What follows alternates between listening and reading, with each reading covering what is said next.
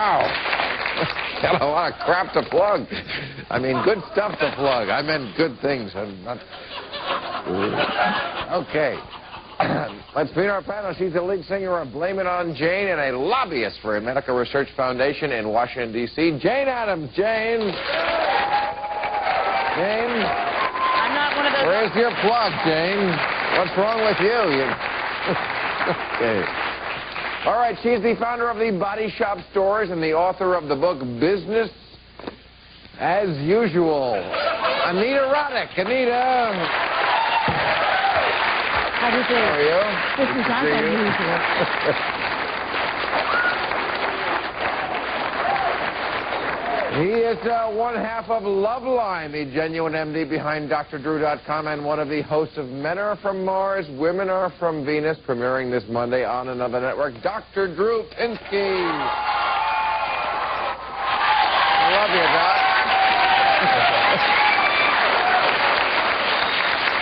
And a very funny comic actress with 2 Golden Globes and an Emmy. Her new book is The Second City and the video of Dr. T. Oh, it's you with all the plugs. And the women will be released next month. Our buddy Shelley Long.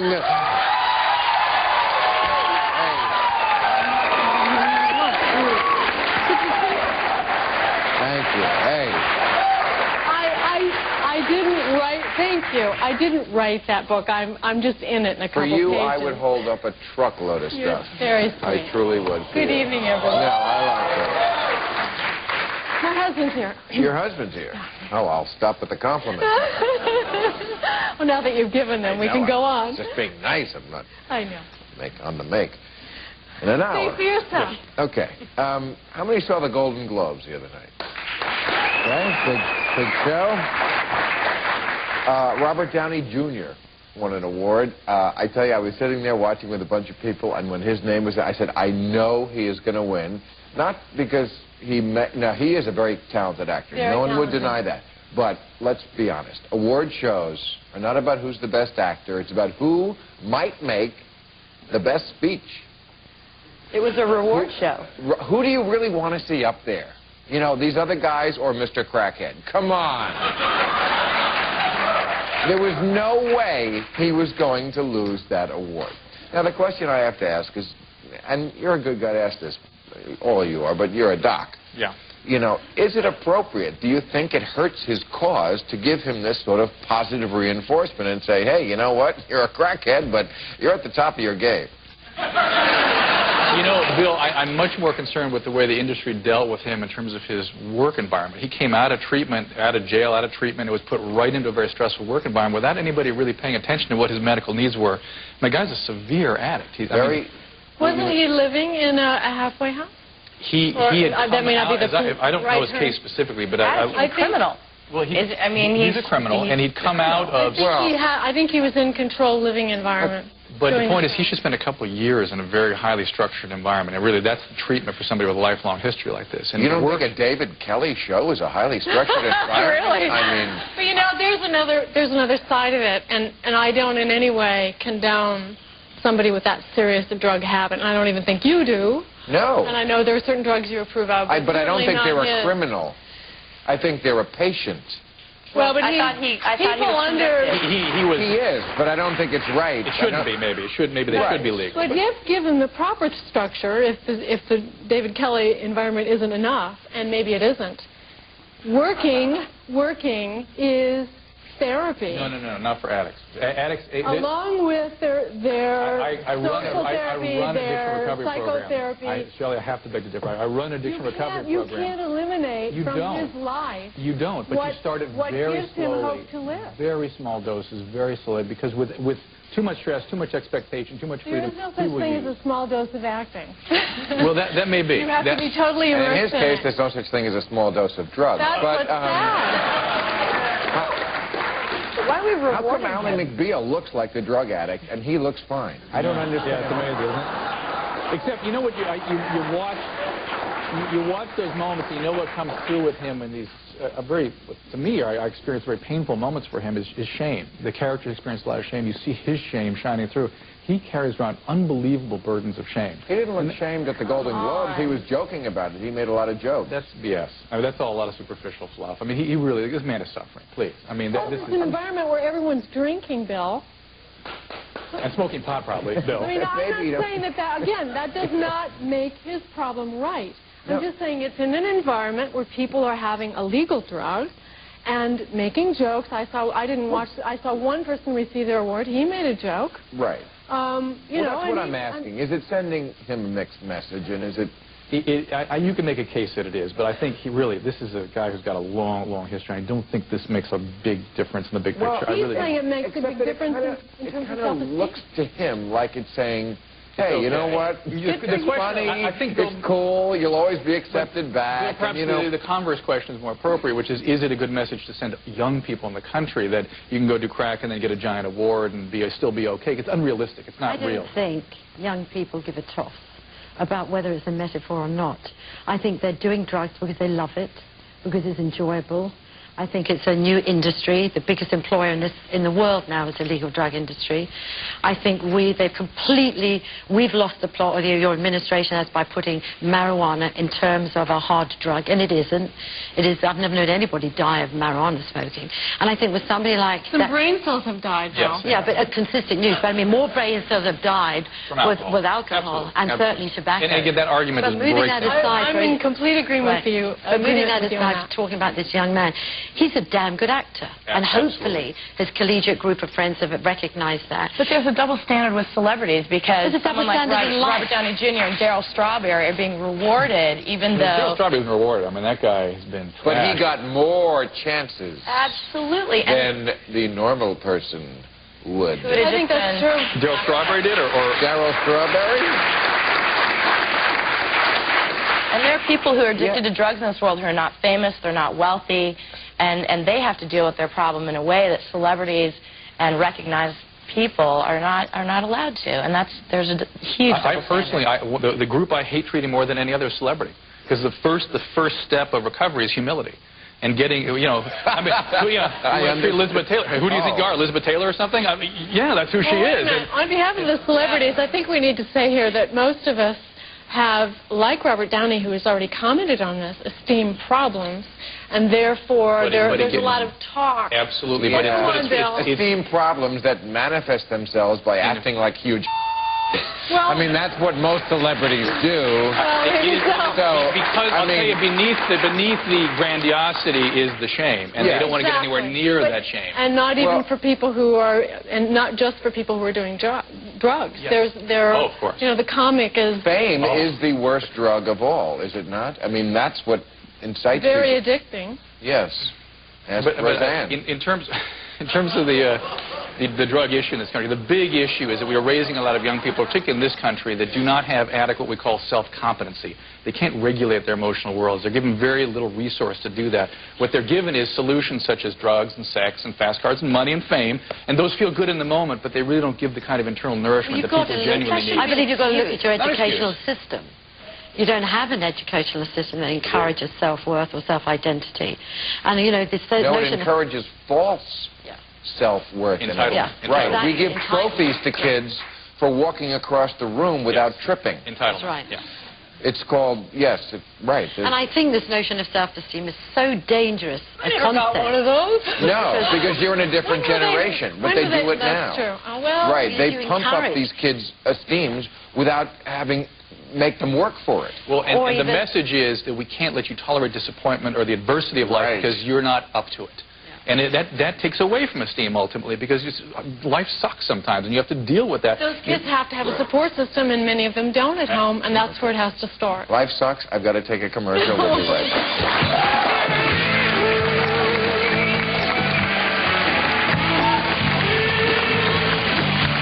Well, today, President Bush, it's funny to say that, President Bush met with congressional leaders about education. His two main points in his plan are $1,500 to go to parents whose kids are in substandard schools for 3 years running, and also he wants all dictionaries to start including the word supposedly. Bringing hypocrisy to absolutely new heights, Green Bay Packer tight end Mark Chmura, who would not even visit the White House in 1998 because of the Lewinsky scandal, starts trial today for having sex with the 17-year-old babysitter, making him the first person who was ever disgusted with President Clinton because Lewinsky was too old.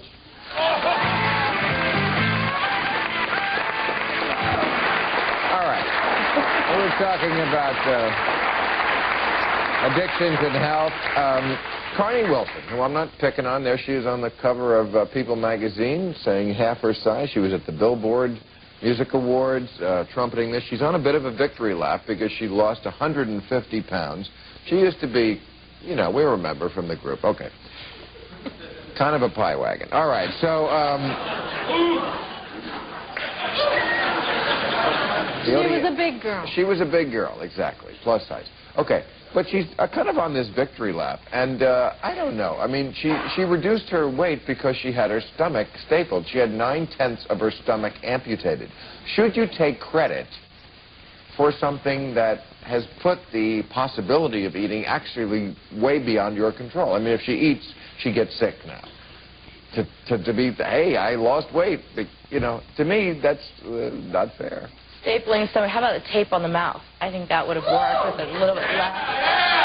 I'm just saying that that's fairly extreme. Now she's getting a lot of credit, which she looks great, but cover people, slow news week. Well, recognizing recent research, which comes out again saying that it has a whole lot to do with heredity, and we know that her father at one point was very obese himself, remember? Yeah. All I do, she was very heavy. Well, I don't buy that argument. Well, I don't buy it totally either. But let's say she made good judgment. I think good judgment, if she knows her limitations and she's tried all kinds of diets, and I have friends who are heavier who've tried diet after diet, they can't find one that works. They weren't maybe as heavy as she. But my question is, does she know that there have been problems with this? Oh, yeah. Well, of course. I mean, look, this is the end-of-the-road medical intervention. It's a bona fide medical treatment. This is the equivalent for applauding somebody for overcoming cancer or some other condition where she had something removed, and that treatment thereby allowed her to overcome a life-threatening condition. She was becoming diabetic. She was getting sleep apnea. I mean, we have somebody who would have died of obesity. Right. Now, don't confuse that with excessive thin preoccupation we have in our culture. I mean, people are sort of putting it in that kind of context. The fact is, this was a medical intervention for somebody with a life-threatening condition for whom everything else had failed. And this saved her life. 200 pounds plus? 250? No. She was starting to, she couldn't breathe. She was starting to have she was dying from obesity. She was heavy. If I had quit smoking because they invented something where every time I took a cigarette, it brought me back to the first cigarette I had, which made you puke. They have that. It doesn't work. It doesn't work. What do you mean they have that? I mean, there's sort of aversive conditioning for cigarette smokers. It doesn't work. Okay. But we're also rewarding her and applauding her for a condition that she could control. What about the people who live with chronic conditions every single day and there's no cure for that? I think the point that you're making... I mean, they're the ones to be applauded, the people who are going through horrendous treatments. But it's a medical condition. I think you're absolutely right when you just get people who are greedy and they just get big, whatever. But if this woman was on the point of dying or her life has been disabled because of it, so be it. Lucky her that she could afford to do it. But I think what your point is that this is an incredible culture in this world here in America of look at them. I mean, you are now finding women so thin they're like coat hangers. And you know, who wants to go to bed with a coat hanger? If you go to places like Ghana, where they have this notion of sort of rotundity, where to be beautiful you have to walk like your bum is chewing gum. And this wonderful pink that is exciting. Let's all try that right now. Oh, okay, maybe not. But you're right, she was dying. There was no point. But the point I don't know what that means about your bum chewing gum, but I am absolutely delighted by your European worldview. But the question, should we applaud people who have to continue to struggle with chronic illness as opposed to people that overcome it? Is that what you're saying? Yeah, absolutely, because that's wonderful. I don't think anyone's putting her down that she went to those extremes, but how about giving some credit to people who have conditions that they're not able to... We don't like looking at that. We don't like looking at that. We don't like arthritis or cancer or wasting illnesses. We don't like to see that. We don't like to know that that's there. We like to see that we're thin again. Now. That's what we applaud. We like to see Robert Downey Jr. recovered because we said he's a great actor. It's unrealistic. It's BS. Well said, life. Okay. Get back to the last segment. Life sucks sometimes. I gotta take a. Join us tomorrow when our guest will be The Weber Show's Amy Peets. From the new series Three Sisters, A.J. Langer, Emmy-winning writer Bruce Valanche, and radio talk show host James Person.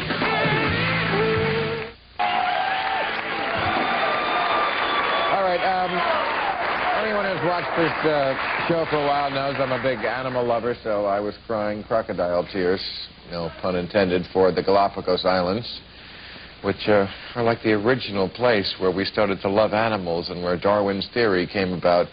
And there's an oil slick there now. And to me, that is animal testing. When I want to get into that, I don't understand why we have to test on animals. Me neither. Neither do I. I'll jump in here. I'll just jump in here because animal testing is all about safety. And until we can use... Not for the animals. Absolutely. Until we can use an alternative like maybe social activists for testing instead. How did the thalidomide disaster happen? That was tested on animals. But all of the products that are tested on animals, that's how the poison control centers get their data. And if a child eats a tube of lipstick, don't you want to know if that's... Within the cosmetic industry, you should be keeping your child away from those things and not letting them eat them anyway. But there are alternatives. This is the big myth. But how do you think we got to the alternative? Come on, you tell them. Isn't it make you furious? You're sort of like palpitating. It makes me furious because I've had juvenile diabetes since I was a little girl, and if animals weren't used in medical research, I'd be dead right now. Well, let me just tell you, some one thing I said should be clear.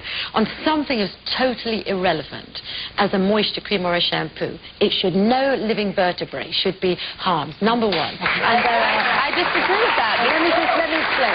I think that if breast implants had been tested on animals, Hollywood people would feel differently about this issue. There are better alternatives. Let me tell you, animals don't blush. They don't like human skin.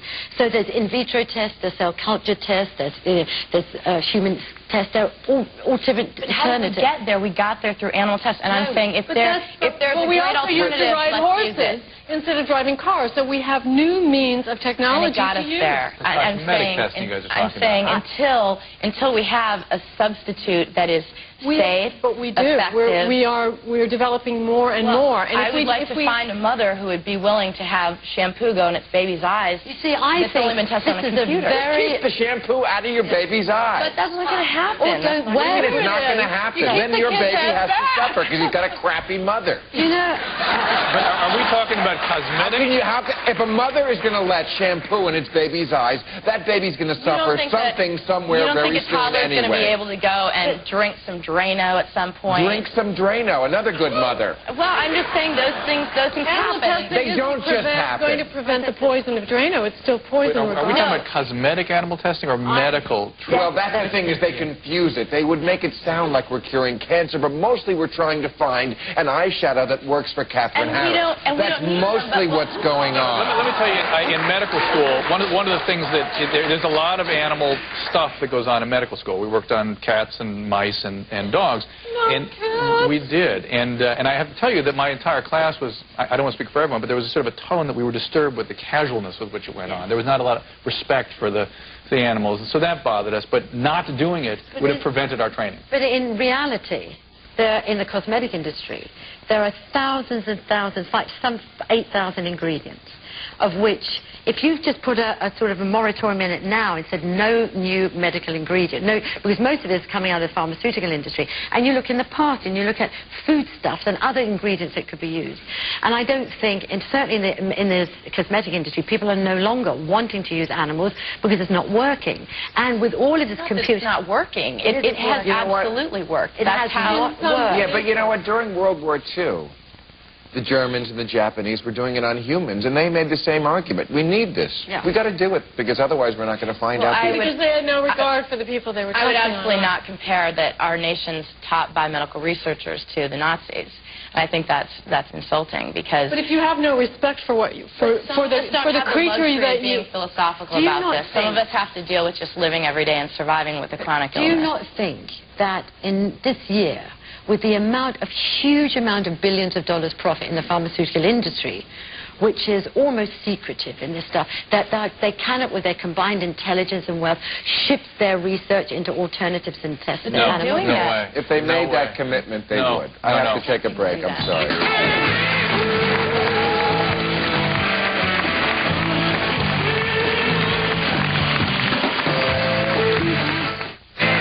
Politically Incorrect is coming to our nation's capital. If you plan to be in the Washington, D.C. area from February 5th through the 9th and would like free tickets, call 877-311-5678.